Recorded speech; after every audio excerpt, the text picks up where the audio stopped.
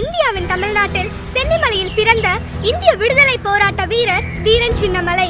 இவர் 1756ஆம் ஆண்டு ஏப்ரல் 17ஆம் தேதி திருப்பூர் மாவட்டம் காங்கயம் அருகே சே மேலப்பாளையம் எனும் சிற்றூரில் பிறந்தார். இவர் இயற்பெயர் தீர்த்தகிரி கவுண்டர் ஆகும். தீர்த்தகிரி கவுண்டரின் பிறப்பிடமான கொங்கு நாடு மைசூர் மன்னர் ஆட்சியில் இருந்ததால் அந்நாட்டின் வரிப்பணம் சங்ககிரி வழியாக மைசூர் அரசுக்கு எடுத்து செல்லப்படும்.